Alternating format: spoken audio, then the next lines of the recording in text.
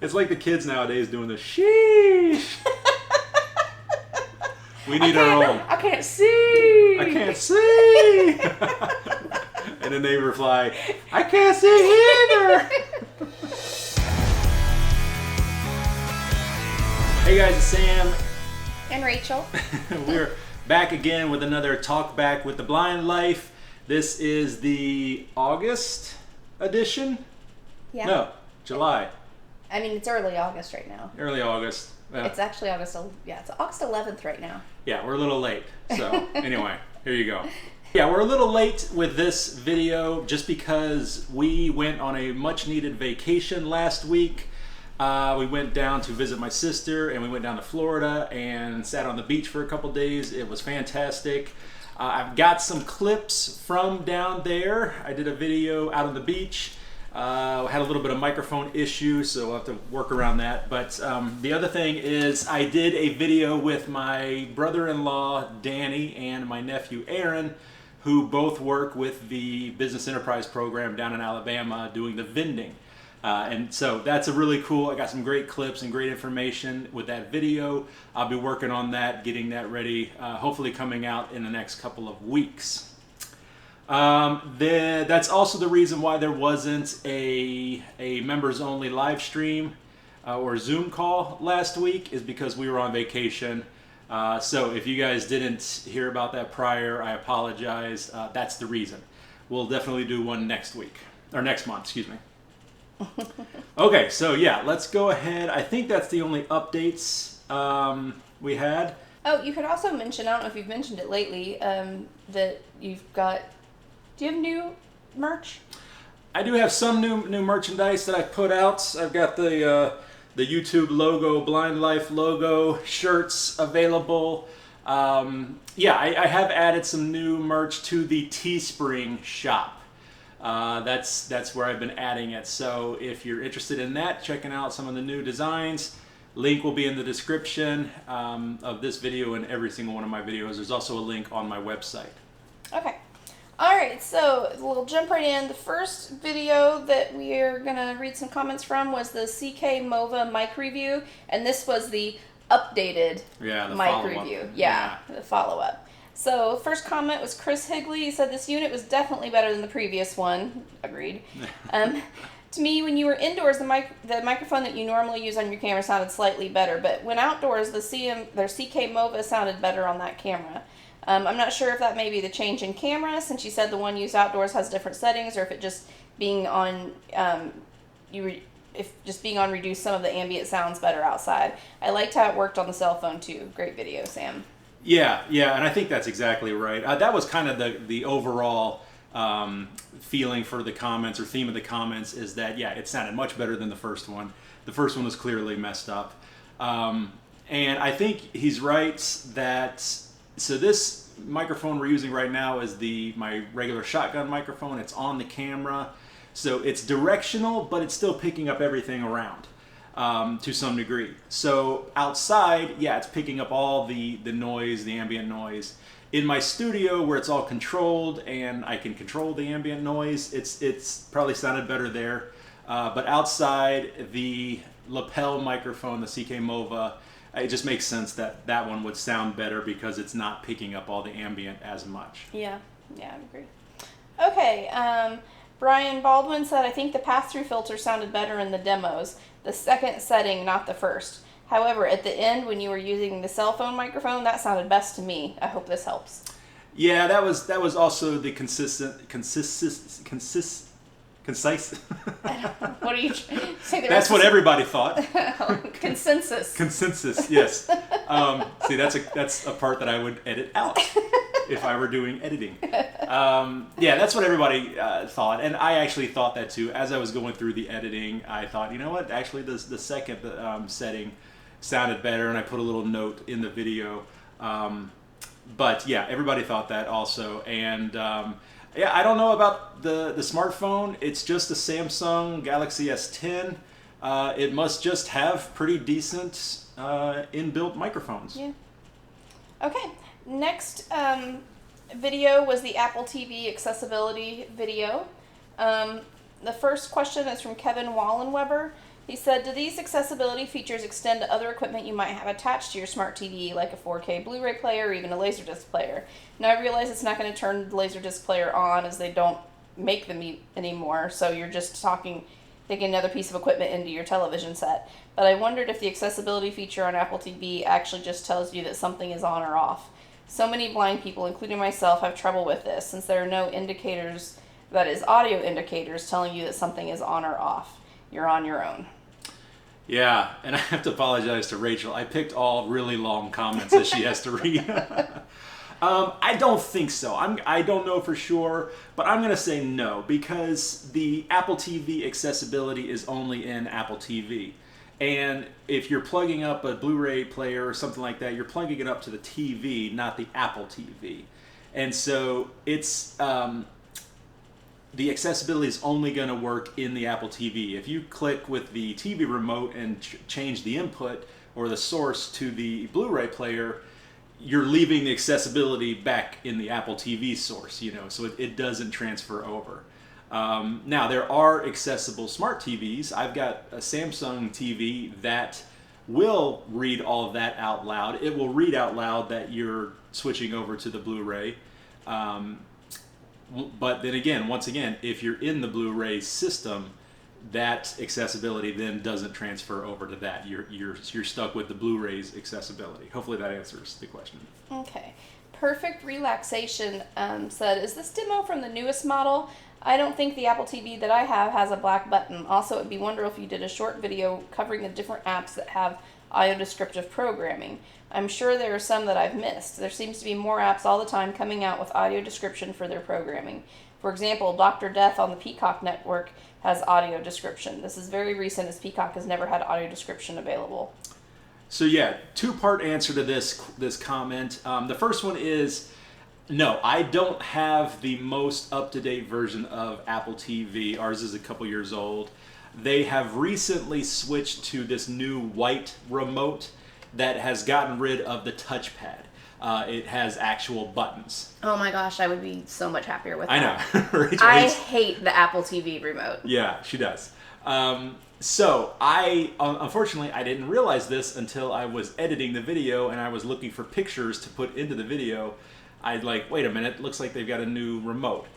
So my instructions are on the old remote, but it does work for all the generations of the previous remote.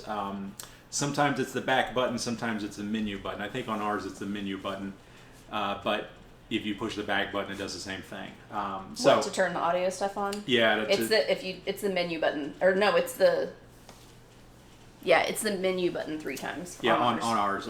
Yeah, we have the original version. So I may need to do an updated version for that using the new remote, although we don't have one. You can order them separately, but I don't know. That's really no need for us to do that right now. But if you want to learn how to use the new remote, I'm sure you could just Google how to turn on VoiceOver and all that using the new remote. I'm sure you'll find the answer. Oh, so you're saying you think you might be able to just order the new remote but keep the Apple TV that we have? Yeah, I know for sure you can. It comes with the new Apple TVs, but you can also just order the remote separately.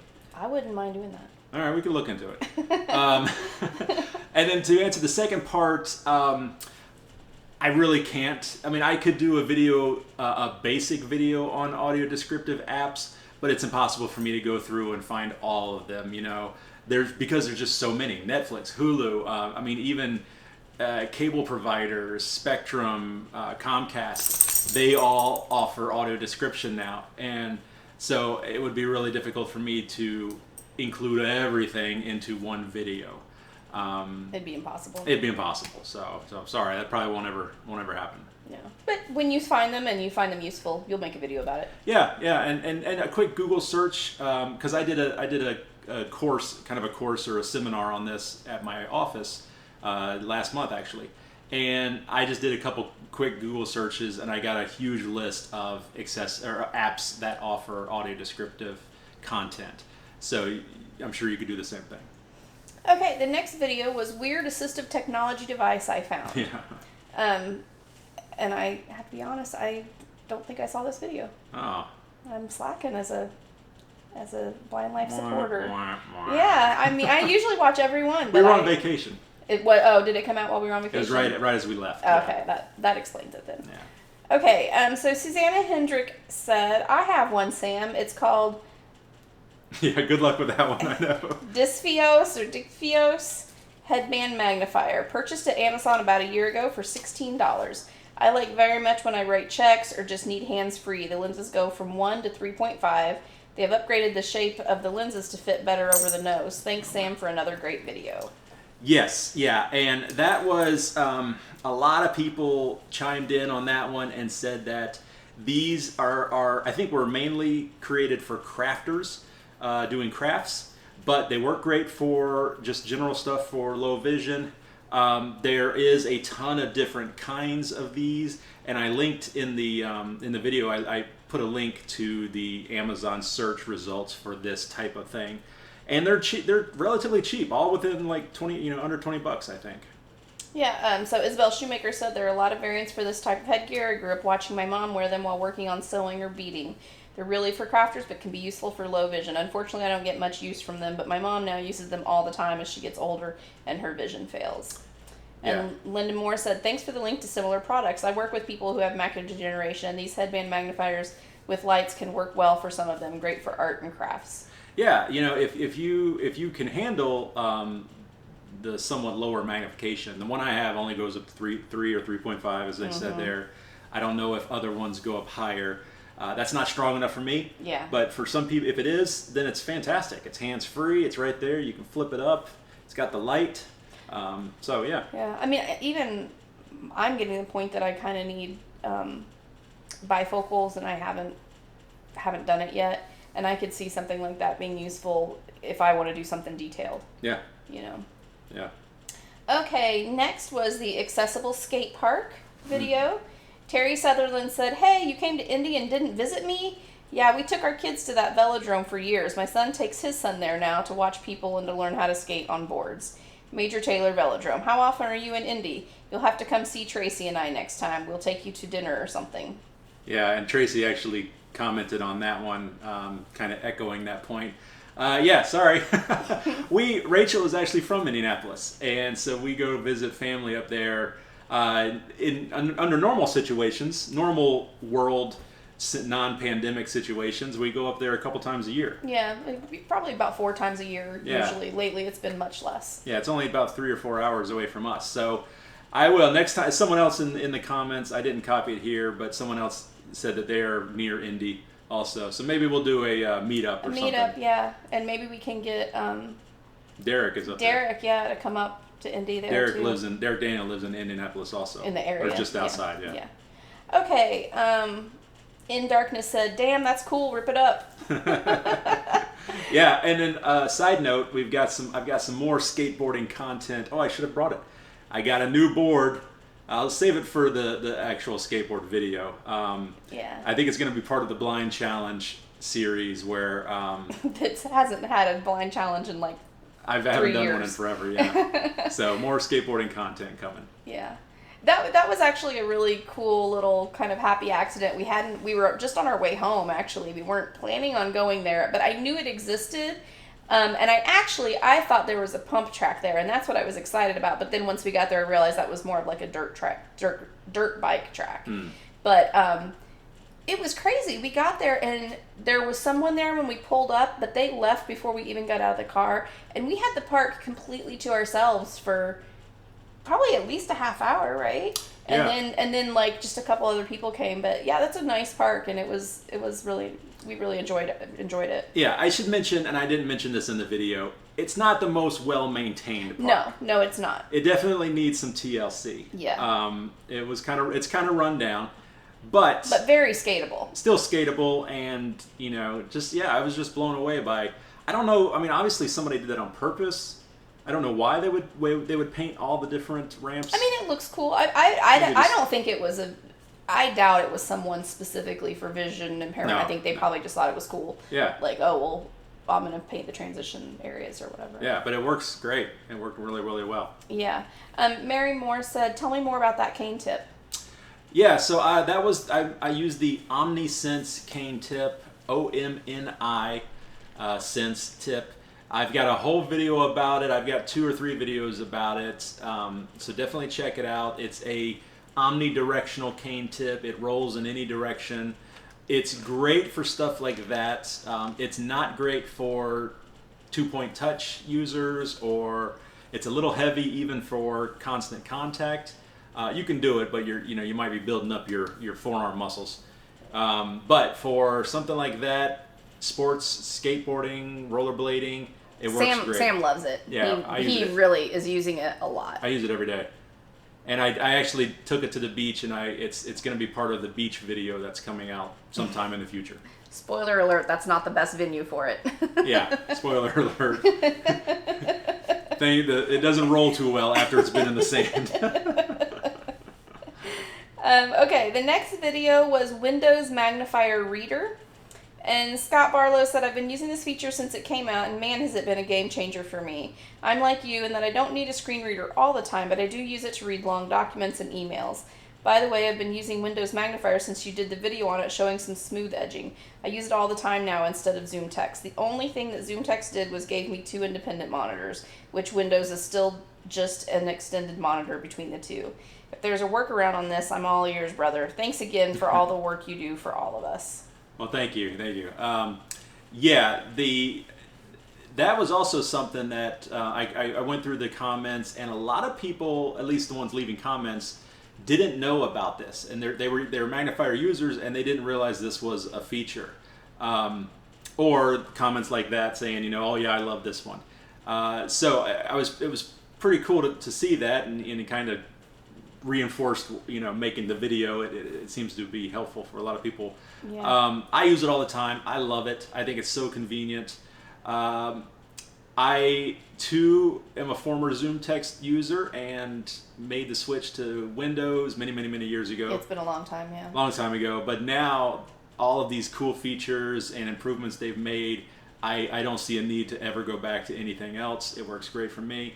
Well, and you don't have to pay for it. And it's free. Best part. Yeah, if you have a Windows computer, it's on there. There is an aspect of Zoom Text and some of those other third-party programs that I used all the time, and that was the hover feature, where you just hover your pointer over something, and after a couple of seconds, a predetermined amount of time, it reads out loud what that is. And I love that. I use that all the time, and Windows does not have that yet. Maybe coming in the future. Mm. Teaser. Huber Christian said, wow, exactly what I need. Yeah. And then Rodrigo Bedoya said, hey Sam, excellent video. Hearing that voice that reads with the magnifier, I wondered if there is a way to download the magnificent voices Microsoft Edge uses for its immersive reader. They are excellent. Thanks again. Yeah, and so this is what I wanted to bring this comment out and feature this one, because this is one I wanted to put out to the community. I don't think there is.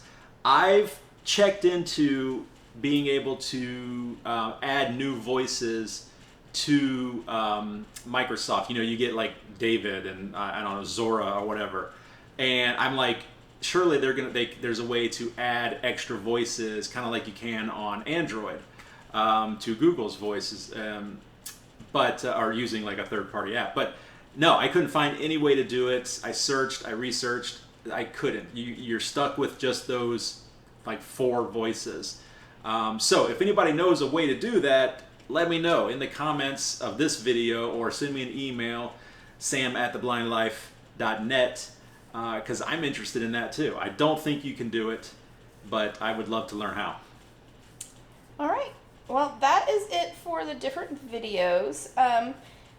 Something else we should bring up, just because I'm sure it's not something that'll make it to any of your future videos, is so we went on vacation, like Sam mentioned, and we went to the beach, and one of the days Sam's sister came down and she was at the beach, so Sam and she and myself were there, and I mentioned to them, hey, there's a guy sitting really near us with a cane, and he's like taking it into the water and stuff. And it was so funny because Tawny's like, I just really wish there was some sort of like Audible thing that we had that was like a way to identify if there were other blind people around. Like a shout out. Yeah, like we really think this needs to be a thing, that if you're in a crowded place or you know, whatever, it's like a little call that you do, and anyone else that's blind does the call back, and then you repeat it. Then you know.